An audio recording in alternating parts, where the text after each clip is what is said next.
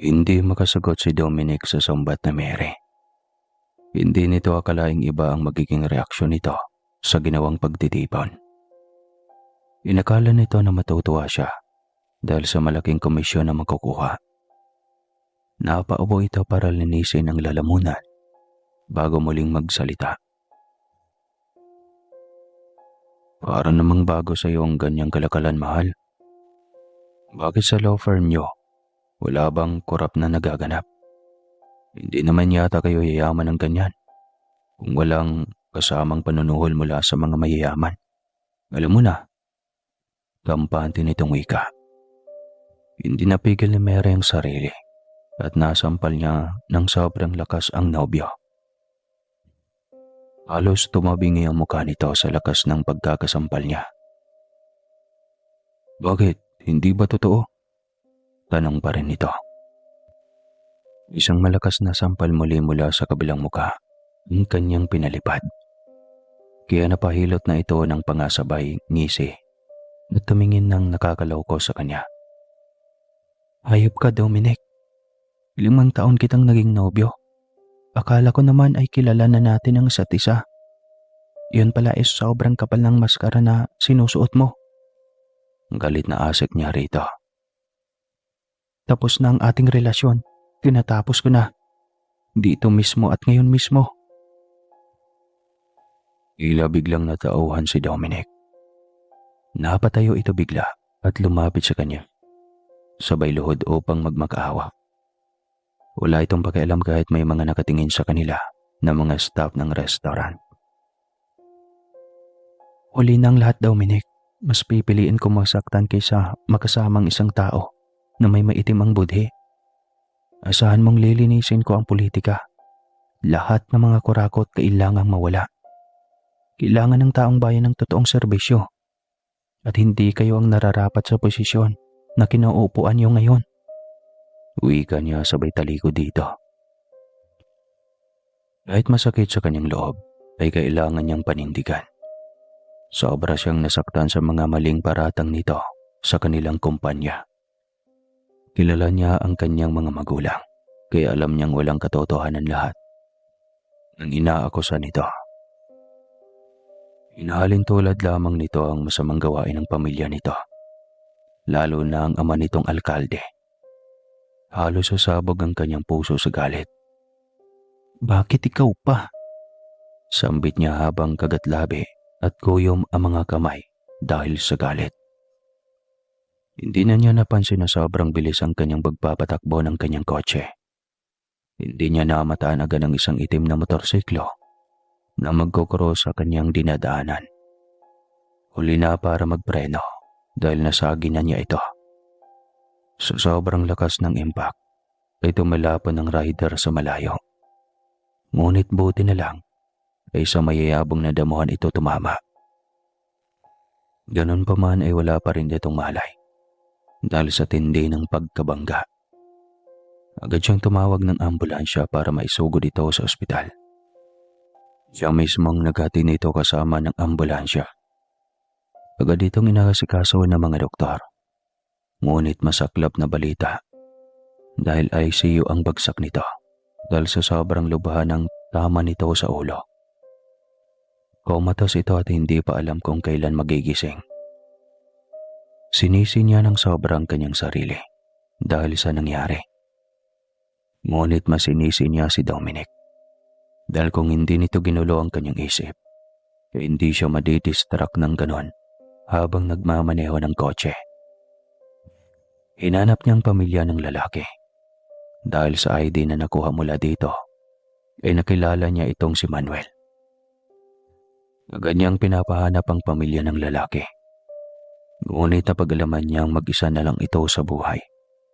Ang munting bahay na tinitira nito ay nasa squatters area. At wala ng tao dahil nakaratay ito sa ospital. Binatilyo pa lang ito nang magsimulang magbanat ng buto. At ngayon, ay hati-hati pa sa buhay at kamatayan dahil sa perwisyong ginawa ni Mary. Inuusig ng konsyensya ang dalaga. Gagawin niyang lahat, gumaling lang ang binata. Siya na rin mismo ang personal na nagbabantay sa binata tuwing gabi. Pupuyatan niya ito dahil siya ang nakaperwisyo dito. Ilang beses nang tinangka ni Dominic na kausapin siya ng masinsinan. Ngunit lagi siyang umiiwas dito. Tinapos na niya ang namagitan sa kanila at wala na siyang balak makipagbalikan pa dito. Pagkatapos nang natuklasan niya mga maling gawain ng angka nito. Naikwento na rin ni Mary sa kanyang ina ang lahat. Maging ito ay lumayo na rin ang loob kay Dominic. Nagalit ito nang ipagtapat ni Mary ang tungkol sa pang-aakusa nito sa kanilang law firm. Kahit kailan ay hindi nangyari na tumanggap sila ng suhol mula sa mga mayayaman para lang gawing tuwid ang baluktot. Iyon ang pinakaayaw na mangyari niya sa pera. Suportado ni Criselda ang balak ni Mary na pagpapatalsik ng angka ni Dominic sa larangan ng politika. Iyon nga lang at hindi pa nito magawa dahil may inasikaso pa itong mahalaga. Makalipas ang 24 oras ay nagising ang binata. Sobrang tuwa ni Mary. Sa wakas hindi na siya uusigin pa ng kanyang konsyensya. Manuel, kumusta ka na? May sakit pa ba sa iyo? Magiliw niyang tanong sa binata. Sino ka? Nasaan ako? Sunod-sunod na tanong nito habang iniikot ang tingin sa paligid ng kwarto. Hindi mo ba naalala na disgrasya ka? Ang bilis din kasi ng takbo ng iyong motor. Nasagi tuloy kita. Napaisip ito at biglang naalala lahat ng nangyari. Namukhaan rin ito si Mary. Kilala nito ang dalaga dahil ito ang naubya ng anak ng mayor. Madalas nga lang nakahelmet ito tuwing makasalubong nila Mary. Kaya siguradong hindi ito makilala ni Mary. May hinahabol kasi akong taga-kabilang partido. Lagot ako kay mayor nito. Hindi ko nakuha ang matrix na hawak ng tauhan ng general. Kwento ni Manuel. Medyo naguluhan si Mary sa kwento nito. Ngunit dahil sa kailangan nito ng pahinga, ay hindi muna niya ito inusisa ng inusisa. Alam mo, kailangan mo nang magpahinga. Baka mabinat ka. Delikado sa iyo. Tatawag ako ng nurse at doktor. Wika niya. Binibini, salamat sa pagligtas mo sa akin. Pero pwede bang ilabas mo na ako bago ako ipapatay ni Mayor? O di kaya na mga Mayor? Masyadong delikado ang buhay ko ngayon. Dahil doon ay mabilis na inasikaso ni Mary ang mga papilis. Mabuti na lang at pag-aari iyon ng pamilya ni William. Kaya ito na ang kanyang tinatawagan para mapadali ang lahat. Tatlong nurse ang sumama sa kanila sa paghatid sa mansyon nila Mary. Para naman may makapag-assess at makapagkabit ng mga importanteng aparato sa katawan ng binata. Ganon pa man ay pinilit pa rin. Saktong kalalabas lang ng bagong kotse ni Mary. Ng isang armadong grupo ang kanilang nakasalubong. Kilala ni Manuel ang mga ito, kaya napabuga ito ng hangin. Dahil sakto lang ang kanilang paglabas. Mabuti na lang at tinted ang kristal ng sasakyan. Kaya hindi ito nakita mula sa loob. Kita mo yon, ang dami nila. Mga tauhan iyon ni Mayor. Wika ni Manuel. Kilala mo ang mga iyon? Dahil mga kasamahan ko sila sa aming grupo. Walang kapalit, hindi kaibigan o kamag-anak. Kapag nabigo ka sa iyong misyon, kailangan mo agad umarap kay kamatayan. Napakaitim talaga ng budhay ng alkalde niyon. Huwag kang mag-alala. Tatapusin natin ang kasamaan ng kanilang angkan. Tutulungan mo kong magawa iyon, Manuel. Pero, nobyo mo si Dominic, Ma Mary. Dati, kakahiwalay ko lang sa kanya nang malaman ko ang masamang gawain ng kanilang angkan. Hindi pa nangangalahati ang iyong nalalaman tungkol sa kanilang angkan, Ma Mary. Anong ibig mong sabihin? Napakalaki ng paggawaan ng droga ni alkalde. Kunti lang sa kanilang mga tauhan ang nakakaalam at isa na ako. Kaya nga nanganganib ang buhay ko sa angkan na iyon dahil masyado na akong maraming alam sa kanila. May mga baril din silang binebenta sa black market. Sobrang gaman sa pera ang angkan na iyon, ma'am. Mas lalong ikinagulat ni Mary ang natuklasan mula sa binata. Mas lalo niyang kinasuklaman ang nobyo. Sobrang galing nitong magpanggap. Hindi halata sa mukha ng mga ito ang pinakatagong lihim na nakakasira sa kanilang bayan. Ngunit ilang sandali na lang, mabubunyag na ang lahat dahil panindigan ni Mary na tapusin ang laban. Kahit pa kung saan manahantong ang kanyang pakikipagtapatan sa angka ng dating nobyo. Naniniwala pa rin siya na hindi mananaig ang kasamaan sa kabutihan. Napag-alaman kong sa isang squatters area ka nakatira. Kilabot ka raw ng lugar na iyon. Formal na way ka na, Mary. Ma'am. Nag-background check ka na pala po sa akin. Bakit mo pala ako hinayaan na mabuhay? Wala naman akong alam na tauhan ka ng alkalde at lalong wala akong alam tungkol sa mga masasamang gawain ng kanilang angkan. Siguro, blessing in disguise na pinagtagpo tayo ng kapalaran. Oo nga pala, huwag ka nang umuwi sa inyo. Sigurado din ako na may nag-aabang na doon sa inyo na tauhan ni Mayor. Walang pag-alinlangan itong pumayag. Pareho din sa iniisip ni Mary ang nasa isip ni Manuel. Bakit ka pumayag sa gusto nila? Alam mo naman na masama, hindi ba? Tanong ni Mary. Dahil malaki ang utang na loob ko sa kanila, lalo na kay Mayor. 12 anyos lang ako nang mamatay ang aking mga magulang ng sabay dahil sa aksidente. At sila ang sumuporta sa aking pangangailangan na walang kapalit. Ngunit nung makapagtapos ako ng high school, kinuha ako ni Mayor at pinaensayo sa mga self-defense at martial arts. Grabing hirap ang aking dinanas. Ngunit wala akong magawa. Pagkaramdam ko kasi, utang ko nasa kanila ang buhay ko. Kaya ayun, ginalingan ko na lang. Pero naging masamang tawa ko dahil sa kanila. Ang dami ko nang napapatay dahil sa utos ni Mayor. Ginawa niya akong gunman at walang ipinapatumba niya ang nakakatakas sa mga kamay ko. Mahabang kwento ni Manuel. Hindi alam ng dalaga kung bakit sa kabila ng mga kasuklam-suklam na kwento ng binata tungkol sa pagkatao nito, ay hindi pa rin siya natatakot at nagagalit dito. Pakaramdam kasi niya ay mabait na tao si Manuel. Mukhang napilitan lang itong gumawa ng masama dahil sa utang na loob. Base na rin sa kwento nito. Sa bahay na nila pinatira si Manuel. May bakanting kwarto naman sa likod ng mansyon, katabi ng servants' quarter. Doon niya ito pinatuloy. Sobrang nagpasalamat ito sa kanya. Huwag kang mag-alala, ang kambal kong si Maria ang bahala sa iyo. Maging ang asawa niya ay maaaring mag-alaga rin sa iyo. Pareho silang doktor at darating na sila maya-maya lang. Galing pa kasi sila sa kanilang honeymoon. Kwento niya. Ang galing naman. May kambal ka pala, ma'am. Hindi lang isa, dahil triplets kami. Kaya iwasan mong malito sa aming tatlo. Aniya. Napaawang ang bibig ng binata nang marinig iyon. Gusto pa nito na makipag-usap kay Mary. Ngunit pinagpahinga na ito ng dalaga.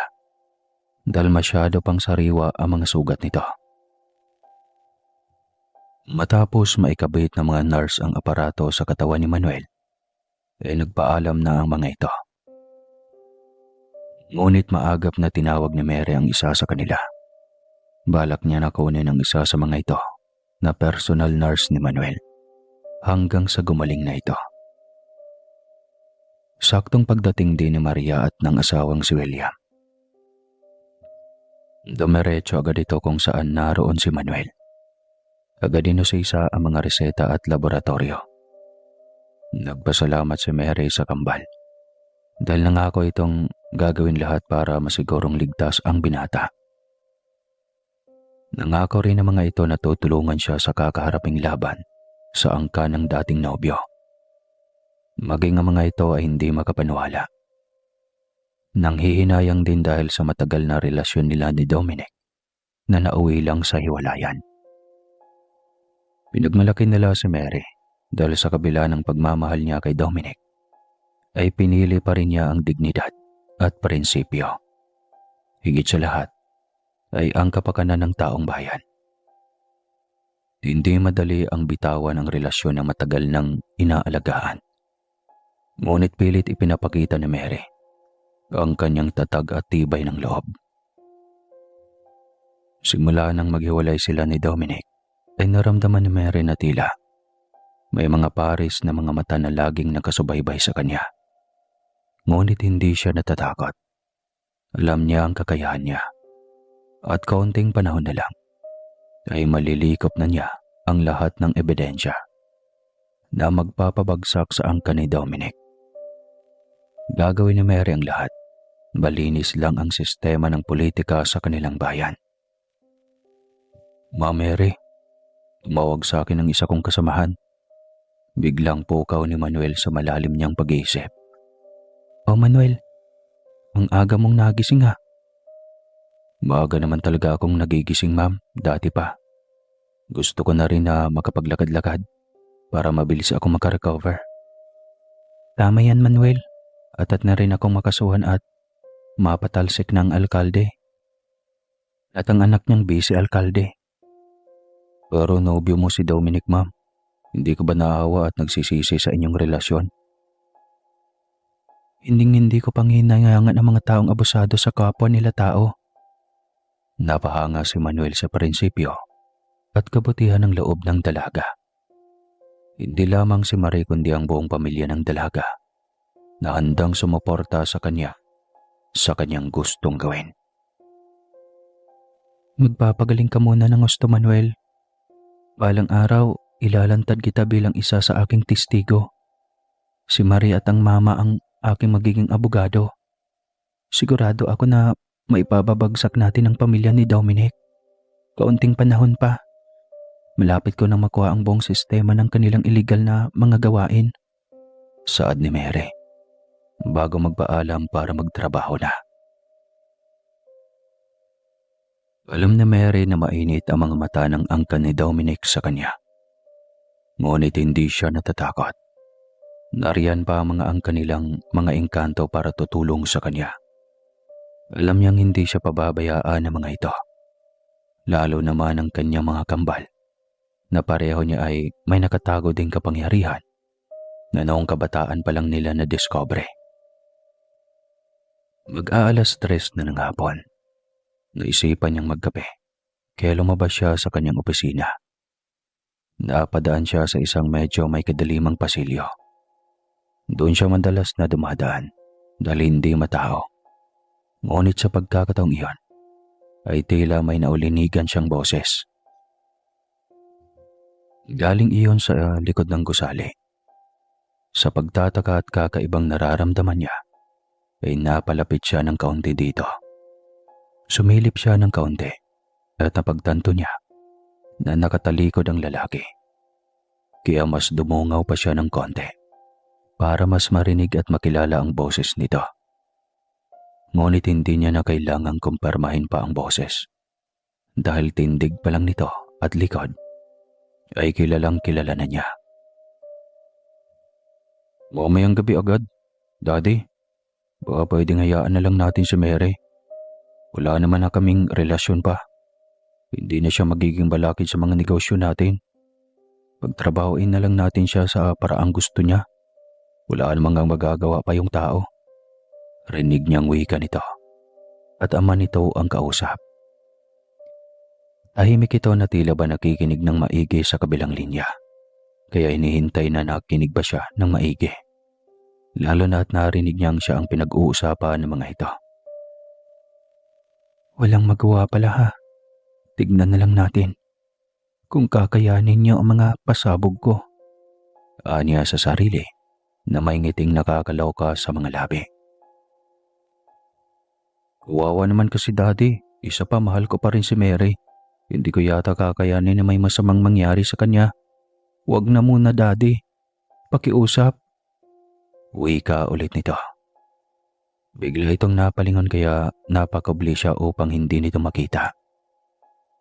Aalis na sana siya nang may maramdaman siyang bagay sa kanyang ulo. Ma'am, alam mo bang bawal makinig sa pribadong usapan ng mga tao? Tanong nito. Napalunok ng laway si Mary. Tauhan ito ni Dominic. Alam niya. Baba mo ang baril mo. Hindi ako lalaban. Anya. Ngunit tumawa lang ito. Hindi nito binaba ang hawak na baril na nakatutok sa kanyang ulo. Huwag kang gagalaw, ma'am. Dahil tiyak isang galaw mo lang. Sasabog yung utak mo. Pananakot nito. Bigla siyang pinagpapawisan ng malapot dahil sa pananakot nito. Nawala sa utak niya ang kanyang kapangyarihan na pwedeng panlaban dito. Hindi niya napaghandaan yon. Napalingon na lang siya dito nang marinig niya ang tila pagkabali ng buto at gano'n na lamang ang kanyang gulat. Nang makita kung paano binali ang ligat siko ng lalaking nanutok sa kanya ng baril. Hindi man lang ito nakapagsalita sa ginawa ni Manuel. Ayos ka lang, ma'am? Tanong ni Manuel. Oo, ang galing mo dun ha. Sanay na akong pumatay, ma'am, sa kahit anong paraan. Pero halika na. Umuwi na tayo hanggang maaga pa. Tumawag sa akin ang kasama ko na tauhan ni Mayor. Bala ka nilang itumbang ngayong gabi. Kwento nito, sabay hila sa kanya. Papunta sa labasan ng likod ng gusali na iyon. Alam ko, narinig ko sa mismong bibig ni Dominic. Kalmanting sagot niya. Nagpatianod na lang din siya dito habang tumatakbo na tila bahay. May humahabol. Sa labas ay may nakaparadang motorsiklo na walang plaka. Ma'am, sumampa ka sa aking likod. Wika nito matapos buhayin ang makina ng motorsiklo. Agad din siyang sumunod sa utos ng binata. Lumapit ka, ma'am. Utos ulit nito at halos paliparinan nito ang dalang motorsiklo. Hindi siya sanay sumakay ng motorsiklo at iyon pa lamang ang kauna-unahang pagkakataon. Nasasakay siya sa ganong uri ng sasakyan. Pagkaramdam niya ay biyaheng imperno na iyon sa tuloy ng pagpapatakbo ni Manuel ng motorsiklo nito. Maaga pa kaya dumiretso na muna tayo sa aming law firm? Utos niya sa binata. Kahit paano ay marami na siyang nalikom na ebidensya laban sa alkalde. Nariyan na rin si Manuel para tumayong testigo. Kailangan na niyang unahin ang alkalde bago pa nito magawa ang maitim na balak laban sa kanya. Tumawag na rin siya ng media at doon mismo sa kanilang law firm siya magpapasabog ng itinatagong lihim ng alkalde. Hindi pa nauuso ang makabagong teknolohiya, kaya mga taga-radyo man at mga journalist ang mga darating sa kanilang law firm. Maging mga TV journalist at reporter ay tinawagan na rin niya. Napakabobo mo talaga, Dominic. Bakit mo hinayaan na makauwi na maagang babaeng iyon? Galit na singhal ng alkalde sa kanyang anak. Dad, malay ko ba na mag-cutting duty si Mary? Hindi nga nagpaalam yan kahit sa kanyang sekretarya. Anong silbi ng wafer na dala-dala mo? Kung hindi mo naman pala kinokontak. Gigil nitong tanong. Dad, galit si Mary sa akin, sa atin. Kaya malamang, hindi pa rin niya ako sasagutin sa paper niya. Napahilamos na lamang si Mayor Dominador. Saktong pagbukas nito ng kanilang black and white na television nang bumungad ang isang flash report at mukha agad ni Mary ang nasa screen. Napatayo ito sa gulat at halos sumabog ang dibdib nito sa pagkasorpresa. Anong ginagawa ng babaeng ito? Gulat na tanong ng alkalde. Nagbabagang balita mula mismo sa Tres Marias Law Firm. Punong lungsod na si Mayor Dominador ibinunyag ang madilim na sekreto ng angkan. Matatandaan na sa isang guniang bayan Mary anak ni Attorney Sapero at Ginang Crisilda ay dating nobya ng anak ng alkalde. Ayon sa balita, ang dahilan ng paghiwalay ng dalawa ay ang mga ilegal na gawain ng pamilya ni Mayor Dominador. Ang dahilan kung bakit ito iniwanan ng nobyo na ngayon ay isang vice-alkalde rin ng ating bayan. Live nating maririnig ang pahayag ni Binibining Mary. Hilita niya ng isang maskam. Ko ang inyong lingkod, Binibining Mary na handang harapin ang panganib ng buhay. Masisiguro ko lamang na ang susunod na mamamahala sa ating bayan ay malinis. Walang kurap at higit sa lahat, walang drug lord na siyang sumisira sa buhay ng bawat individual na naimpluwensyahan na ng droga. Narito sa aking mga kamay ang napakaraming ebidensya na magpapabagsak sa ating kasalukuyang alkalde. Hindi natin dapat pahintulutan ng ganitong tao sa ating bayan. Magkaisa tayong lahat upang maisakdal ang taong tiwali, mandaraya, at higit sa lahat, magnanakaw sa kaban ng bayan. Mahabang pahayag ni Mary. Marami pa siyang pasabog subalit pinatay na ni Mayor Dominador ang telebisyon. Kuyom ang mga kamay nito sa galit. Hindi nito matanggap na naunahan sila ni Mary. Napakatang mo kasi, Dominic. Bobo! Simpleng babae lang hindi mo mapatahimik. Galit na sigaw nito. Halos lumuha na ang mga mata nito habang nakatingin sa anak na binata. Abay malay ko, Dad. Hindi ko naman alam na may balak siyang pabagsakin tayo. Sagot ni Dominic. Napahilamos ng mukha ang alkalde. Hindi ito makapag-isip ng tama. Pareho silang hindi napaghandaan ang pasabog ng dalaga. May araw ka rin sa akin. Punyeta ka. Wika ng alkalde sabay patay ng telebisyon. Alam nito na maya-maya lang ay pagkakaguluhan na ito ng media. Hindi nito alam kung paano harapin ang media dahil hindi pa ito handa sa mga katanungan na pwedeng ibato ng mga taga-media. Samantalang sobrang ipinagmalaki ni Crisilda ang anak dahil sa tapang na ipinakita ni Mary para harapin at banggain ang makapangyarihan na punong lungsod. Nang maisabak ito sa interview, ay walang alinlangan na sinabi nito sa harap ng media na handa silang suportahan ang nagumpisang laban ng anak. Si Crisilda at ang buong miyembro ng kanilang law firm ay nasa likod ni Mary. Kaya mas lalong lumakas ang loob ng dalaga. 100% sigurado siyang maipababa niya sa pwesto ang mag-ama. Isang kilalang malaking negosyante at dating katunggali ni Mayor Dominador ang lumapit at nakipag-usap kay Mary. Nais nitong makausap ng masinsinan ang dalaga, kaya hinarap na rin niya ito.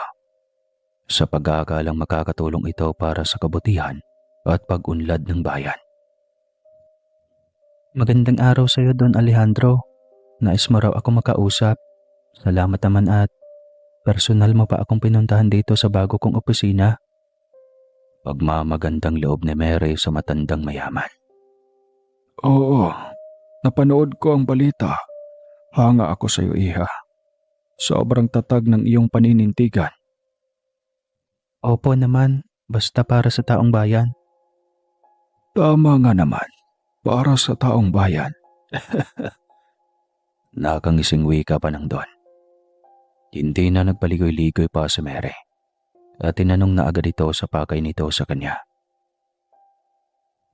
Alam mo na siguro na ako ang nadaya ni Mayor noong nakaraang eleksyon. At ngayon, alam mo nang siya talaga ang tunay na taksel sa bayan. Maaari na sigurong makipag-alyansa ka sa akin. Malaki ang maitulong ko sa kaso mo laban sa alkalde. Alam mo naman na marami din akong alas laban sa tuso na iyon. Sa iyo ko na ipapasa lahat. Ikaw na ang bahala. At kapag natalo siya sa kaso, sa susunod na halalan, ay ikakampanya mo ako para manalo rin akong alkalde. Pero kung balak mo rin na maging alkalde, pwede mo akong kunin bilang vice-alkalde mo. Litanya ng matanda. Initigan lang ito ni Mary. Hindi pa man ay nararamdaman na niya ang negatibong enerhiya na galing sa matanda. Nako Don Alejandro, hindi po muna ako magdedesisyon. Saka na siguro po. Magkano ba ang kailangan mong pera? Sabihin mo lang. Kahit 10 milyon pa yan. Nailing na lamang ang dalaga sa pagiging presko ng Don. At din itong makakuha ng pwesto sa gobyerno. Halatang may ibang hangad. Ramdam ni Mary na ito man ay katulad din ni Mayor Dominador. Kaya hindi niya kailangan ng tulong ng ibang tao. Sapat na sa kanya ang suporta ng sariling pamilya. Alam mo Don Alejandro, nababasa ko sa mga mata mo na masama ang balak mo. Kung gusto mo ring umupo bilang alkalde, gagawin mo na namang front ang pagiging mayor, katulad ng dominador na iyon. Sa ganun ay mas maayos mong mapapatagbo ang iligal mong negosyo. Huwag ako Don Alejandro. Saad ni Mary. Napahalakhak ang Don, sabay titig kay Mary nang may pang-uuyam. Alam mo naman kung malinis ang intensyon mo sa ating bayan. Katulad ka din sa amin, pinapabango mo rin ang pangalan mo dahil sa balak mong umangat pa. Alam mo iha, hindi na kailangan yan kung papayag ka sa gusto ko. Limpak-limpak na salapi ang papasok sa bangko mo. Basta't makipagkasundo ka lang sa akin. Dahil sa sinabing iyon ng Don, ay tila naubos biglang inipon ni Mary na pasyensya. Tinitigan niya ng masama ang Don at biglang inoto sa kanyang isipan ang bumuo ng ipo-ipo. Napakalaking ipo-ipo iyon. Kasing laki ng galit ng dalaga sa Don. Hinigop nito ang matanda, pagkatapos ay inikot-ikot sa ere. Sigaw ito ng sigaw upang humingi ng saklolo. Ngunit mataman lang iyong tinignan ni Mary habang palabas sa kanyang bintana. Maging ang kristal na bintada sa kanyang opisina ay nagkandabasag. Mga punong nadadaanan sa likod ng kanyang opisina ay nangabali rin. Ang mga pangyayaring iyon ay hayak sa mga mata ni Manuel. Saktong pagbukas ng pintuan ni Manuel, bit-bit ang matrix ng kalakaran ng droga sa ilalim ni Mayor Dominador. Ngunit iyon ang bumungad sa binata na siyang nagpatulala dito. Saktong paglingon ni Mary at nakita niya ang reaksyon ng binata.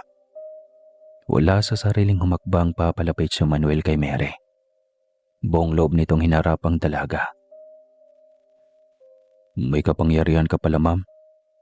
Nakakatakot ka namang magalit. Wika ni Manuel. Hindi mo dapat nakita ang bagay na iyon, Manuel. Nako po, ma'am. Papatayin mo ba ako dahil sa aking nasaksihan? Masamang tao ba ako, Manuel? Hindi, ma'am. Yung tinangay ng ipo-ipo katulad yun kay Mayor Dominador. Sila ang totoong masama.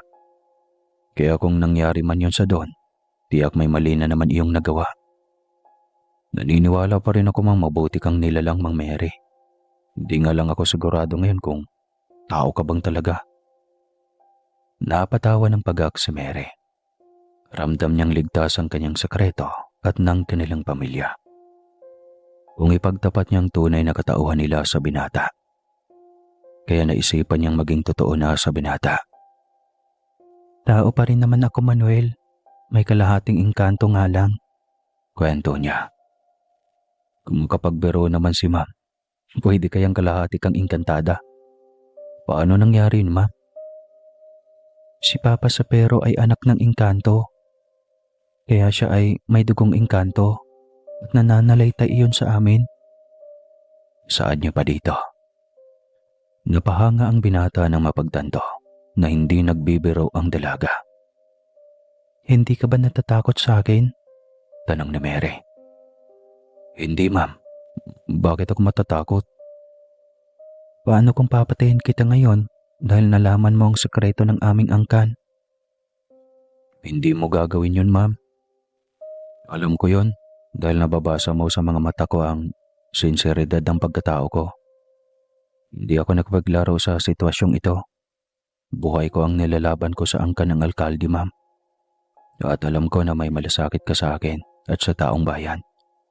Tsaka makakaasa ka na mananatili sa ating dalawa lang ang sekreto ng inyong angkan. Paano mo naman mapatunayan na totoo ang sinasabi mo? Tawa kong kausap, Ma'am Mary. May palabra de honor ako, kaya sana bigyan mo ako ng pagkakataong mapatunayan iyon. Ngumiti si Mary. Wala siyang balak na kung anong masama kay Manuel, kahit pa malaman ito ang tunay niyang katauhan. Kung mailalantad man sa mga taong bayan ang kanyang katauhan, marahil ay hindi masama dahil pawang kabutihan naman ang kanyang pinapalaganap. Ano yung bitbit mo? Akin na. Binibiro lang kita. Nasa iyo na rin yan kung ipagkakalat mo na isa akong inkantao. Ang mahalaga ay naging mabuti ako sa mga taong nakapaligid sa akin. 10 ng aking mga angkan. Aniya sa binata. Ngumiti lang ito ng tipid, sabay abot ng isang tela, logbook at sa unang pahina ay ang drug matrix kung sino ang pinakapuno nito. Sunod ay ang mga code at transaksyon ng malalaking buyer at pusher. Nag-igting ang panga ni Mary nang makita na maging si Dominic pala na nobyo ay matagal nang dawit sa iligal na gawain. Hayop na Dominic yun. Hindi ko alam na matagal na pala sa masamang gawain na ito. Galit na wika niya. Mamayang gabi, ma'am, sabi ng kasamahan ko ay may malaking shipment ng bato. At alam ko ang hideout kung saan iyon na itatago. Imporma ni Manuel. Kung ganoon, samahan mo ko. Tayo mismo ang magkukumpiska.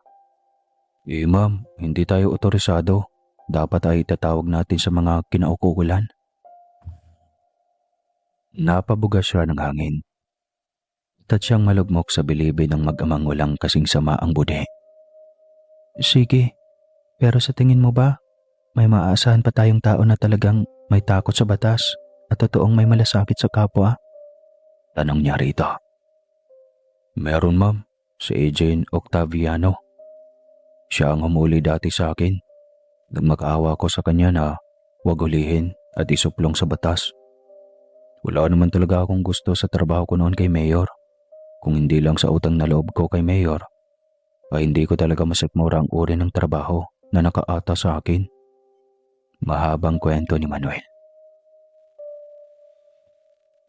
Kanyang kinuha ang impormasyon tungkol kay Agent Octaviano at maging ang paper nito. Naniniwala siya sa sinabi ng binata na maaasahan ng isang secret agent na ito. Ngunit hindi tayo aasa lang sa Agent Octaviano na iyan. Pupunta pa rin tayo para masigurong mahuhuli at makumpiska ang tulinadang bato na ikakasira ng buhay ng maraming tao. Hayop na mayor yan. Wika ni Mary. Hindi nagalinlangan si Manuel dahil pareho naman silang may kaya sa depensa. Nakita ng binata kung paano pwedeng iligtas ni Mary ang sarili. Kaya walang dapat na ipangamba. Maaga pa lang ay bumayahin na sila patungo sa nasabing hideout. Kailangan nilang humanap ng magandang pwesto upang maabangan ang nasabing truck. Nakuha na rin nila ang mensahe ni Agent Octaviano at may mga kasamahan din ito.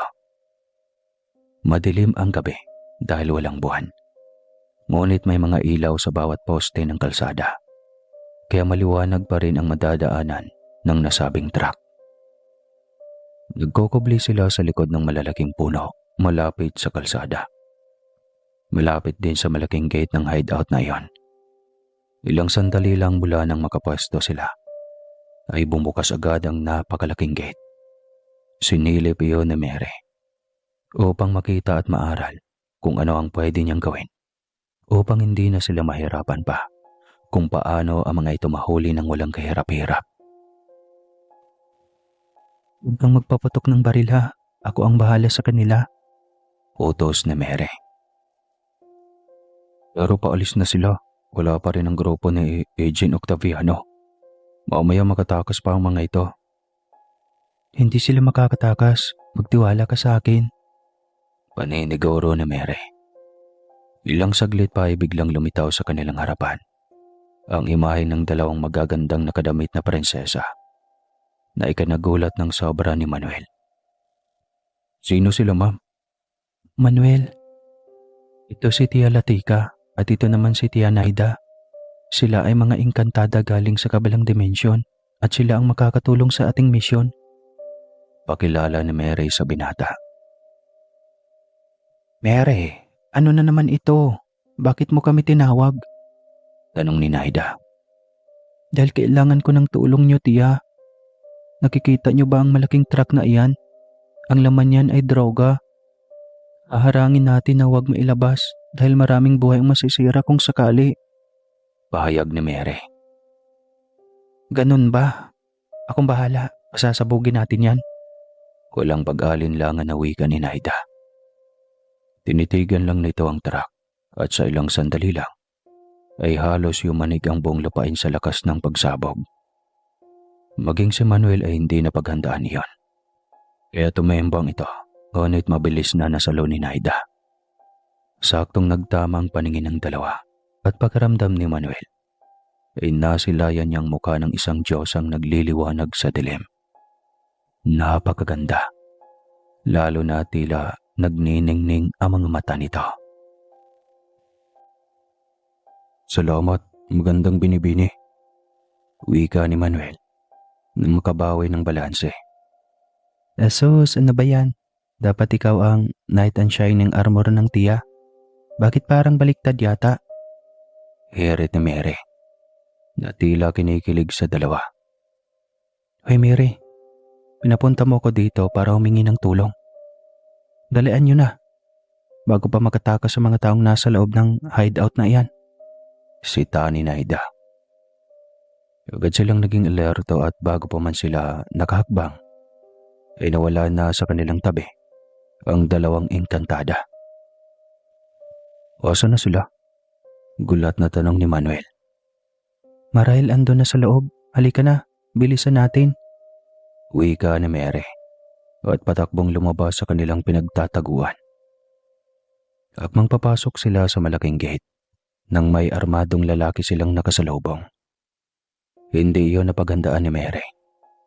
Ngunit bago pa man ito nakapagpaputok ng baril, ay nakalabit na ni Manuel ang gatilyo ng kanyang kalibre 45. Kasabay iyon ang paghila kay Mary, dahilan upang mailayo ito sa bala ng baril na patungo sa kinaroroonan niya. Muntik na ako dun na. Ang galing mo pala, Manuel. Una niya. Sanay na ako sa ganitong laban, ma'am. Ilang beses na akong naka-encounter ng ambush. Ganoon? Naku, buti na lang dahil malaking tulong sa atin ang kabihasan mo ng paggamit ng baril. Anya. Patuloy lang silang tumatakbo papasok at nakita nilang nakadapa na ang ilang mga armadong tao at nakagapos ang mga kamay sa likod. May nauna na sa atin sa loob? Ang tanong ni Manuel. Sila Tia nga, di ba? Malamang may mga kapangyarihan iyon. Higit pa sa kung ano ang meron ako. Kaya malamang madali lang nilang naigapos ang mga pipitsugin na tauhan ni Mayor at ng kanyang mga alipores. Sagot ni Mary. Sandali, dumito ka muna. Magtago ka dito. At kahit anong mangyari ay huwag kang lalabas. Tatawagin kita kung okay na. Bakit? Saan ka pupunta? Tignan ko lang kung mahanap ko ang secret room na ginagawang opisina ni Mayor tuwing pupunta siya dito. Tiyak may makukuha pa tayong karagdagang impormasyon sa kalakaran ng kanilang iligal na gawain. Tumango lamang si Mary nang marinig iyon. Naiwan nga siyang nakatayo roon, ngunit nakaramdam naman siya ng pagkabagot. Teka lang, bakit pa ako magtatago? May kapangyarihan naman ako, kayang-kaya ko sila. Anya, at saka lumabas para sundan ang daang tinatahak ni Manuel. Ngunit pagkaliko pa lang niya ay may tumawag na sa kanyang likuran. Sino ka? Anong kinalaman mo sa kalakaran ng illegal na gawaing ito? Tanong ng isang barito ng boses. Walang hiya to, dinawit pa ako sa kalokohan nila. Sa kanyang utak. Hindi siya lumingon, bagkos ay inihanda na sa kanyang mga kamay ang isang ipo-ipo. Dumapa ka, Binibini. Utos pa nito. Mas lalong uminit ang kanyang ulo nang utusan siya nito para dumapa. Buong loob siyang humarap dito sabay bato ng nabuong hangin sa kanyang mga kamay. Dahilan para tumilapon ito sa pader. Huli na para bawiin pa dahil bumagsak na ito at ang hawak nitong baril. Napagtanto niyang mali siya ng tira dahil nakauniporme ang lalaki. Isa itong secret agent. Kaya nagmadali siyang lapitan nito. Napatitig ito sa kanya kaya alam niyang kilala siya nito. Paano nga ba hindi siya makilala? Dahil ilang araw na siyang headline sa mga balita, mapa-television man o radyo. Isbimire, bakit ka nandito? Alam mo bang delikado dito? At saka, paano mo nagawa ang bagay na iyon? Tanong nito. Ang aling bagay? At saka sino ka ba? Ako si Agent Octaviano. Tinawagan ako ni Manuel dahil sa malaking trabaho na ito. Wika ng lalaki. Malaking trabaho na muntik nang makatakas kung di kami nauna dito. Ang tagal niyo kasi. Asik ni Mary. Kasi may isang reading kaming ginawa bago dito. Pero wag mo munang ibahin ang usapan. Anong meron sa kamay mo? Tumalsik ako ha. Ang sakit ng likod ko. May kapangyarihan ka, alam ko. Wika pa nito. Naku, baka nagdroga ka rin yata. Kung ano-anong nasa imahinasyon mo. Sige na. Dalhin niyo na sa presinto ang mga nahuling tauhan ni Mayor Dominador. Marami pa tayong misyon na kailangang tapusin. Diyan ka na. Hanapin ko pa si Manuel. Hindi na ito nakapagsalita pa. Nang talikuran niya ito agad. Naiwan itong nakakunot ang noo at iniisip kong nananaginip lang ba ito. Dahil ilang araw nang walang tulog ito. Dahil rin sa sunod-sunod na misyon. Natigil lamang ang pag-iisip nito nang tawagin ang ito ng isang kasama. Naging matagumpay ang operasyon. Nahanap ni Manuel ang sinasabi nitong secret room ng alkalde. At doon ay nakalkal pa nga nito ang mga lumang transaksyon ng alkalde ukol sa mga iligal nitong mga negosyo. Kaya dagdag pa iyon sa mga ebidensya na magdidiin sa alkalde upang makulong ito ng walang piyansa kasama ang anak na si Dominic. Kinabukasan ay sumabog na naman ang balita tungkol sa bodega na may malaki at bultong laman ng iligal na droga. At dahil wala pang 24 oras at naikanta ng mga tauhan ang likod ng mga gawaing iyon, ay naaresto agad ang alkalde. Maging ang anak nito ay walang ligtas. Sobrang laki ng ngiti ni Mary nang bumungad iyon sa kanyang umaga. Paano yan? Hindi na kailangan pang hintayin ang paglilitis. Bago maipakulong ang alkalde, wala na, nasa kulungan na. Bungad ni Atty. Mare na bagong gising din at may bit-bit na tasa ng kape. Anong balak mo ngayon? Dinig ko sa mga taong bayan na pinagsisigawang ikaw ang gustong iluklok sa pagiging alkalde. Yun nga, Mare, kinapakabahan ako na sabik na rin. Ang daming pagbabago ang gusto kong mangyari. Ang daming pasilidad na kulang sa atin. At nais ko itong maipagawa. Gamit ang sarili nating pera. Naku Mary, ayos sana iyan. Kaso baka gawan tayo ng isyo ng mga kalaban. Alam mo naman na ang ibang yaman natin lalo na ang tulinladang ginto sa ating bodega ay hindi maipaliwanag. Anong sasabihin mo? Galing sa kabilang mundo, bigay sa atin ng lolo nating engkanto. Tingin mo ba? Paniniwalaan ka nila? Magmumukha ka lang baliw sa kanilang harapan. Paliwanag ni Mare.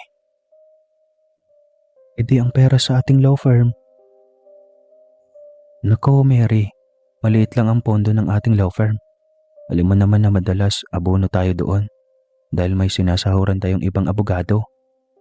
Kumukuha kaya tayo ng mga kliyente na madalas libre dahil mahirap. Halos wala tayong kita kung tutuusin. Paliwanag ni Mare. Napabuga na lamang siya ng hangin. Hindi naman kasi siya pwedeng gumawa ng hakbang na maging malaking katanungan sa taong bayan. Baka pag hinalaan pa silang may mga illegal din na gawain. Oo nga pala, Mary. Sana mamayang gabi ay makakauwi ka ng maaga. Pag-iiba ni Marie sa kanilang usapan. Mamanhi ka na sila, Diyos, mamayang gabi. Kaya sana'y nariyan ka, kayo ni Maria. Abay, oo naman. Ako sa wakas. At sa hinahaba-haba ng prosesyon, sa simbahan pa rin ang bagsak. Natatawang wika ni Mere. Oo, total ay stable naman na kaming pareho.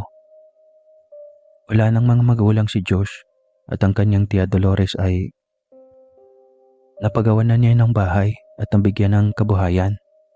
Kaya napagdesisyon na namin na magsettle na. Ayos yan, ang bait kaya ng Diyos na yon. Sa lahat ng magkarelasyon nga, ay kayo lang yata ang nakita kong walang isyo. Kahit kailan kasi, hindi ko kayo narinig na nag-away o nagkatampuhan man lang. Una ni Mary. Anong hindi? Siyempre meron din. Siloso kaya ang taong iyon, kaso ay siyempre, sinasarili lang namin kaya hindi lumalaki. Kaya kami umabot ng ganito katagal. Halos kilala na namin ang isa't isa at alam na rin namin ang aming mga kahinaan. Alam mo naman si Diyos ang unang nakaalam ng ating katauhan at tinanggap niya iyon. Mahabang litanya ni Mary. Sobrang natuwa si Mary para sa kambal. Tulad ni Maria ay mag-aasawa na ito. Siya na lang ang maiiwang mag-isa sa buhay. Ngunit ayos na rin iyon. May kasama ang kanilang mama na mag-isa na rin. Dahil sa makabilang dimensyon na ang kanilang ama. Dahil sa isang pagkakamali. Ngunit umaasa pa rin sila na balang araw ay babalik ang kanilang ama. Mahal nito ang kanilang ina. Kaya alam nilang gagawin nito ang lahat. Makapiling lang muli ang minamahal na asawa. Oh, bakit ka tahimik? Nalulungkot ka eh. Puna ni Mare. Hindi naman. Naalala ko lang si Papa. Sigurado ka bang si Papa lang? Hindi kasali ang Dominic na yon? Hindi no. Kinasusuklaman ko na ang hayop na iyon.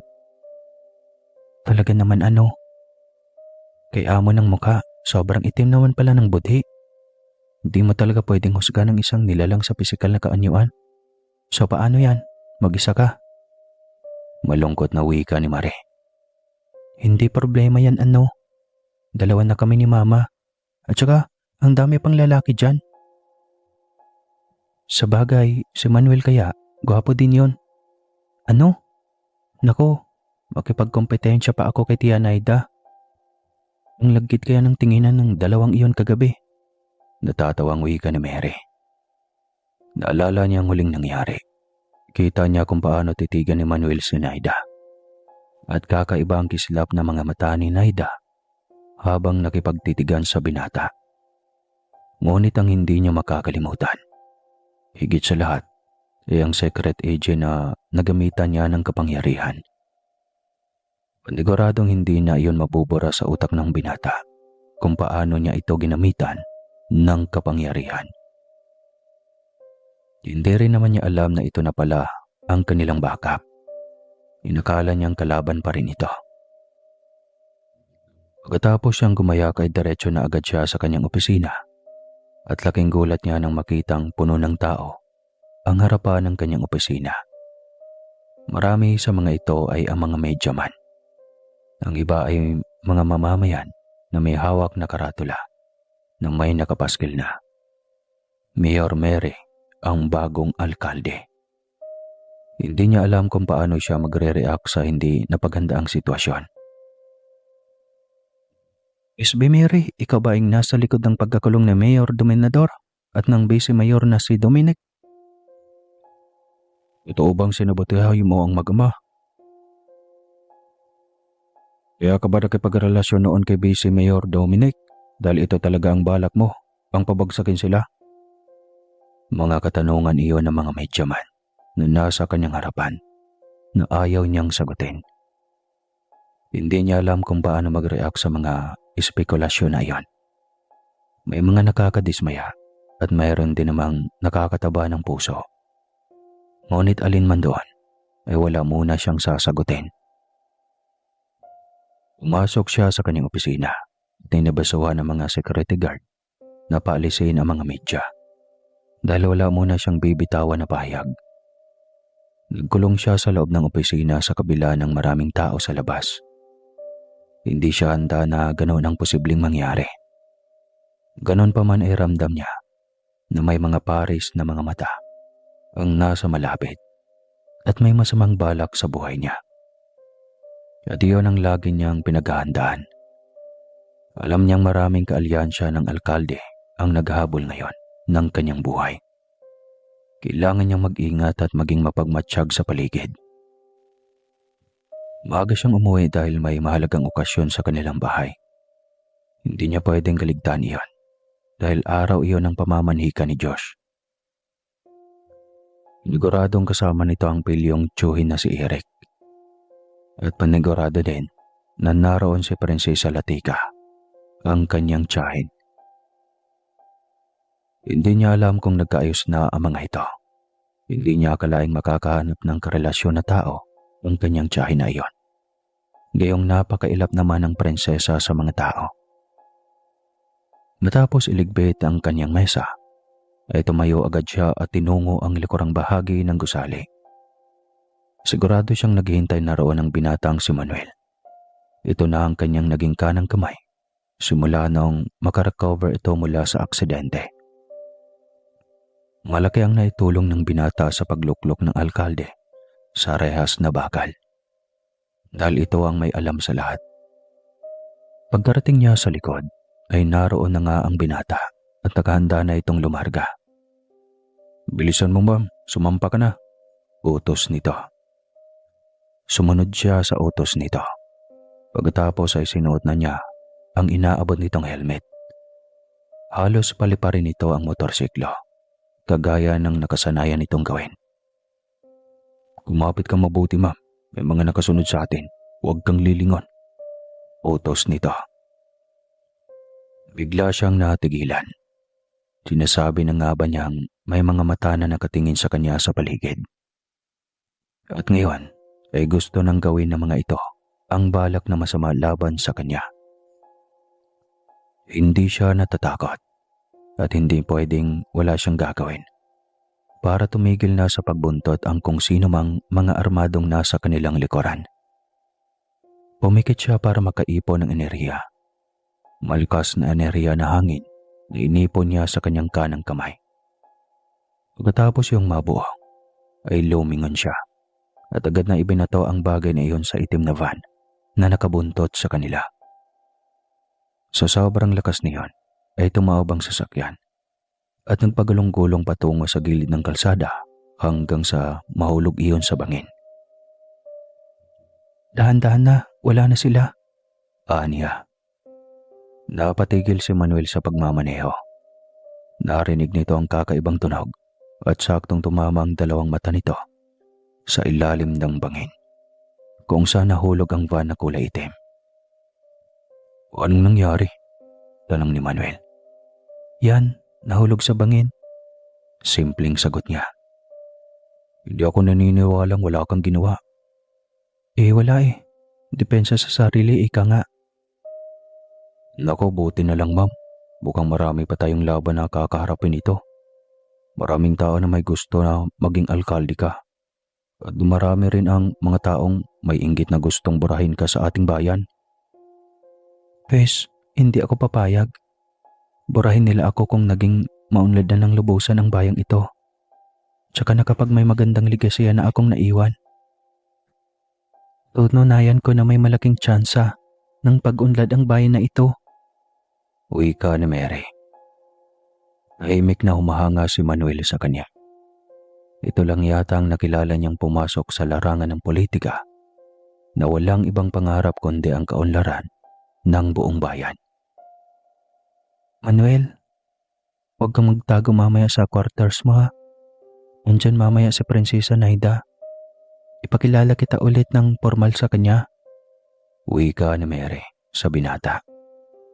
Biglang umaliwalas ang mukha nito.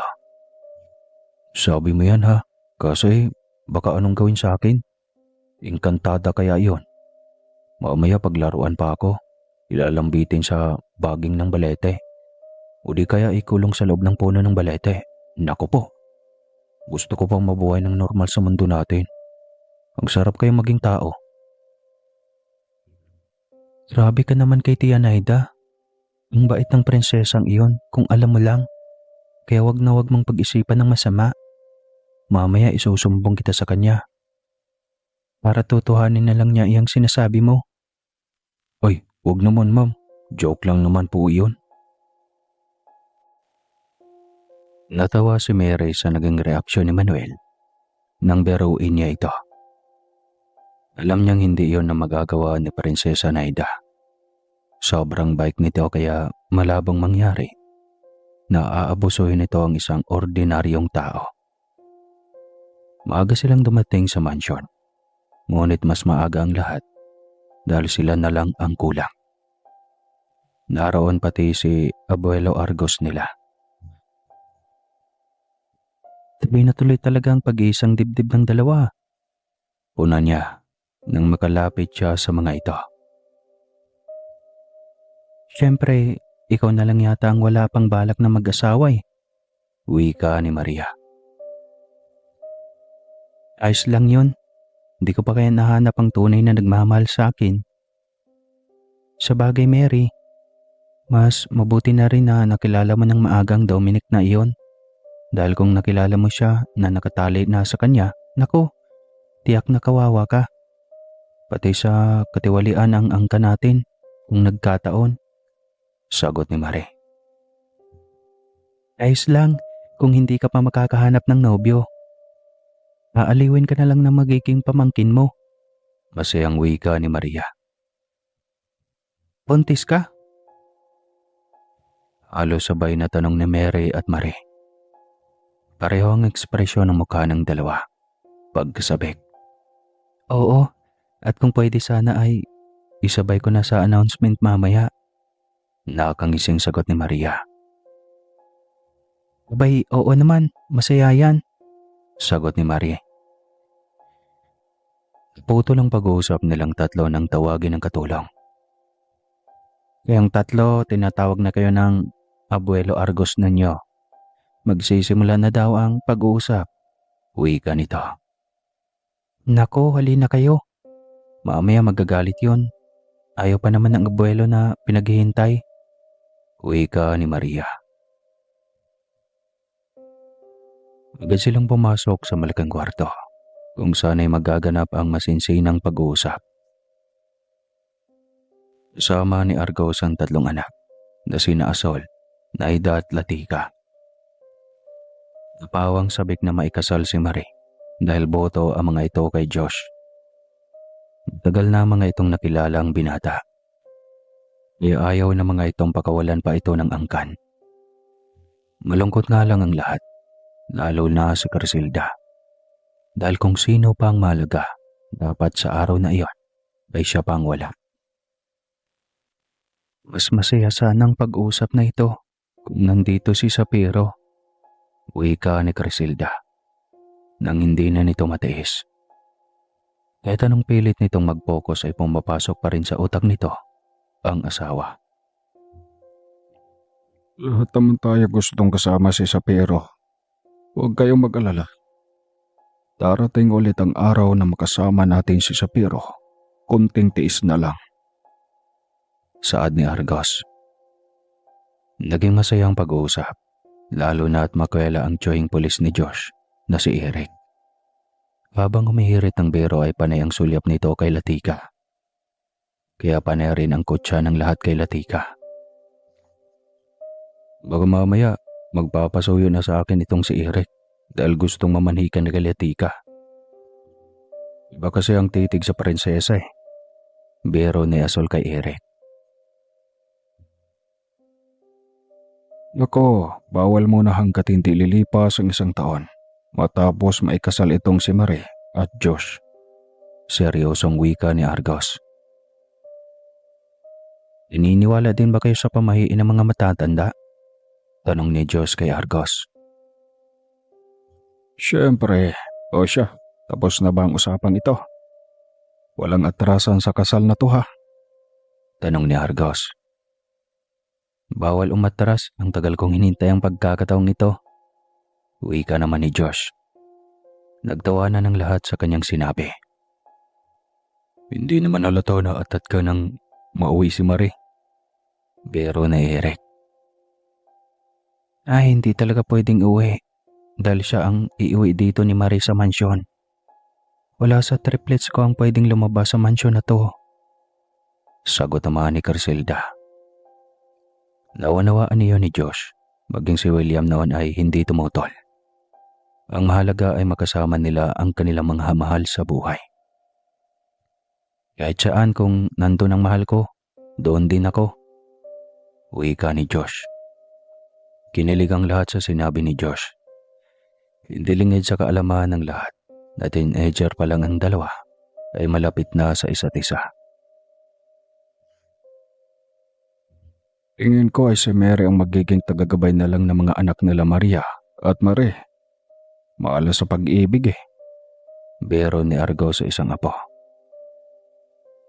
Nakamalas ka naman sa akin, Lolo. Hindi ko palang natagpuan ng tunay na para sa akin. Reklamo ni Mary. Tingin ko matatagpuan mo na siya, Ma'am Mary.